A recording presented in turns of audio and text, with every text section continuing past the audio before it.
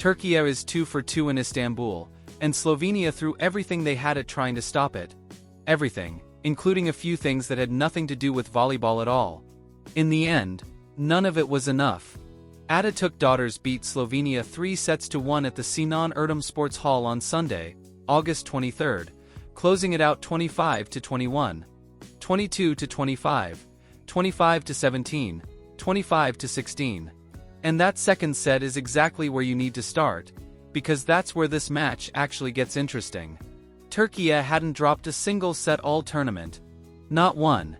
Then, on their own floor, in front of their own deafening home crowd, Slovenia took it from them, 25-22.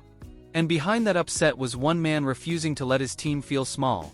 Slovenia's Italian head coach, Giulio Cesare Bregoli, pacing the sideline like it owed him something, shouting instruction after instruction, gesturing aggressively, doing everything short of stepping onto the court himself to rattle a Türkiye team that was supposed to be cruising.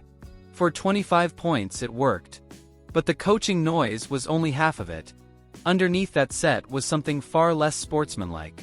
In volleyball, when a spike is blocked and deflects off a defender's hands before going out, that's a point for the attacking team, a touch.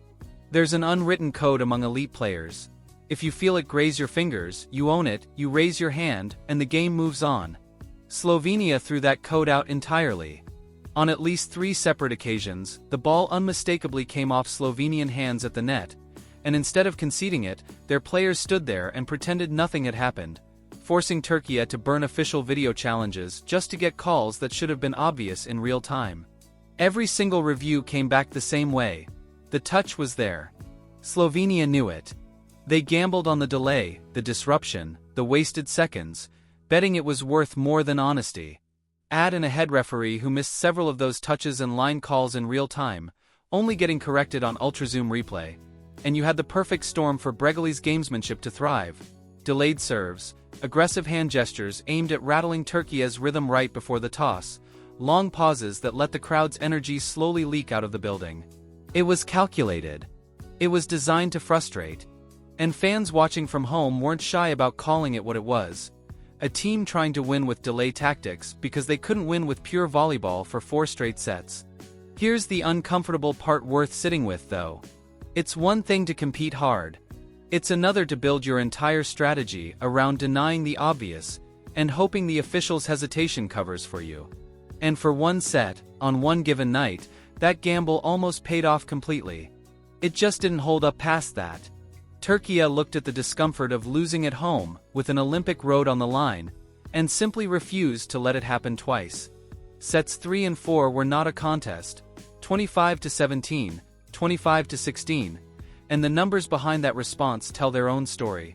Melissa Vargas led the way with 19 points, even on a night when she wasn't at her sharpest, looking human out there, out of system and stretches. It didn't matter. İlkin Aydın answered with 13. Zehra Güneş controlled the middle for 12 more. This Türkiye team doesn't need a perfect Vargas to win anymore, and Slovenia found that out the hard way. Masa Pusilj fought hard on the other side, putting up 17 points of her own. Real individual brilliance, but never enough to outpower what Türkiye brought once they decided the match was over. That's really the story underneath the story. Slovenia didn't just lose. Their entire game plan collapsed once Türkiye stopped letting it work. Every delayed challenge, every denied touch, every drawn-out pause bought Bregoli's attackers a little recovery time and cooled Türkiye's momentum for exactly one set. Across the whole match, it wasn't close to enough. And the stakes behind all of it are enormous. This wasn't a normal pool match with pride on the line and nothing else. The winner of EuroVolley 2026 secures Europe's very first automatic qualification berth for the Los Angeles 2028 Olympics. Direct entry, no playoff, no second chance required. That's what was actually sitting behind every delayed serve and every denied touch. Slovenia wasn't just trying to steal a set. They were trying to plant doubt in a team that's supposed to be marching toward an Olympic ticket. Türkiye's response was to make sure that doubt died in the third set and never came back. There was barely a moment to enjoy it. With pool matches running on consecutive days, Vargas and Güneş went straight from the court into recovery. Ice, treatment, whatever the body needed, with less than 24 hours before facing Hungary. Türkiye moves to 2-0, having now been tested twice, once by pure talent, and once by a team that tried every trick outside of talent to slow them down. Both times, the answer was the same. Slovenia came to Istanbul with a plan built on disruption instead of dominance. For one set, it worked. For the match, it didn't stand a chance. 2 down for Türkiye, the Olympic road holding steady. And the loudest lesson from Sunday isn't about tactics at all. It's that this Türkiye team doesn't rattle for long. If you want to stay with this run all the way to LA 2028, hit subscribe and turn on notifications so you don't miss the next one. Drop your prediction for the Hungary match in the comments. I'll see you there.